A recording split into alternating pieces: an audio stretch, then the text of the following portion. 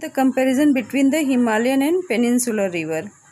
Aspects are place of origin, nature of flow, type of drainage, nature of river, catchment area and age of river. First is place of origin.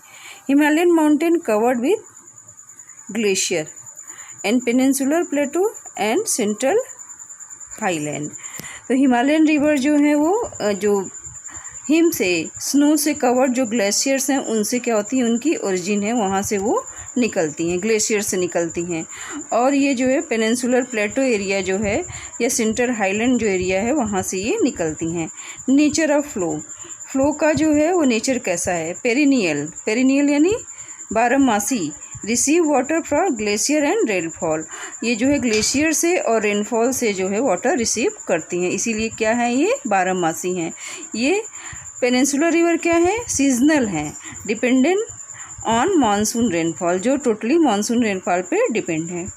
Types of drainage, जो types of drainage है, drainage system आपने पहले पढ़ा था, drainage pattern वो कैसा है, incident and consequent leading to dendritic pattern in plains, ये जो है प्लेन एरिया में कैसा डेंड्रेटिक वृक्षाकार पैटर्न बनाते हैं ना, जिसमें मेन एक ट्री का मेन जो है वो ब्रांच रहता है और उसमें सब ब्रांचेस आके मिलती हैं, उस ढंग से जो पैटर्न होता है उसे क्या कहते हैं, डेंड्रेटिक पैटर्न कहते हैं।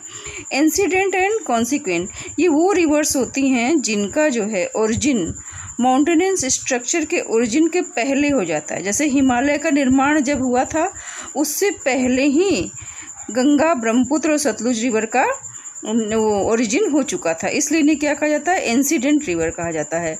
और ये कॉन्सिक्वेंट यानी जो स्लोप के कॉन्सिक्वेंस, जो टोटल स्लोप का परिणाम होती हैं, स्लोप का अनुसरण करती हैं, ढाल के अकॉर्डिंग ही बहती हैं, ऐसी रिवर्स को कॉन्सिक्वेंस रिवर्स कहते हैं। ये ढाल के अनुरूप ही बहती हैं, ये मास्टर रिवर होती हैं जो अपनी मार्ग का निर्माण खुद से करती हैं, और ये वो माउंटेनेंस स्ट्रक्चर जिससे वो निकली हैं उससे पहले इनकी ओरिजिन होती है, इसलिए इसे इंसिडेंट रिवर भी कहते हैं। और ये प्लेन एरिया में जाके कैसा बनाती हैं, डेंड्रेटिक पैटर्न बनाती हैं।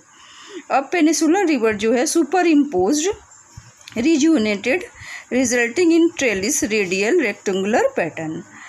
प्रीवियस क्लास का आप पैटर्न एक बार फिर से रिवाइज कर लीजिएगा। पेनिनसुलर रिवर जो है वो ट्रेलिस, रेडियल और रेक्टेंगुलर पैटर्न्स बनाती हैं।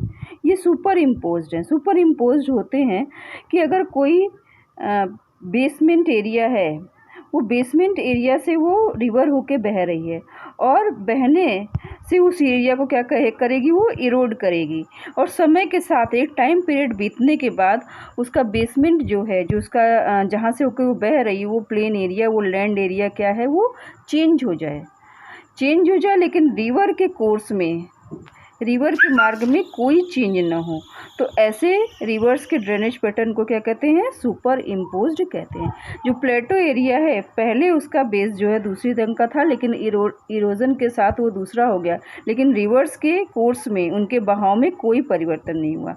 ये रिजुनेटेड है। रिजुनेटेड का मतलब होता है पुनर्जीवित समझ रहे, यंग स्टेज, जो निर्मित हो जाएं, जिनका जन्म हो जाए। तो अगर किसी एरिया में रिवर जो है इरोजन मतलब कटाव करती है, और वो कटाव इतना ज़्यादा कर दे कि वो बेस लेवल तक कटाव पहुंच जाए, उसका इरोजन कहाँ तक पहुंच जाए, बेस लेवल तक पहुंच जाए, आधार तल तक पहुंच जाए, तो इसका रिजल्ट जो है ये पेनिनसुलर रिवर है। और ऐसा तभी होता है जैसे सी लेवल क्या हो जाए, या तो सी लेवल का फॉल हो जाए, या तो फिर लैंड क्या हो जाए, अपलिफ्ट हो जाए, ऊपर की ओर उठ जाए। तो ऐसे में क्या होता है, जो नदी है वो क्या हो जाती है, रिजुनेटेड हो जाती है, पुनर्युवा हो जाती है।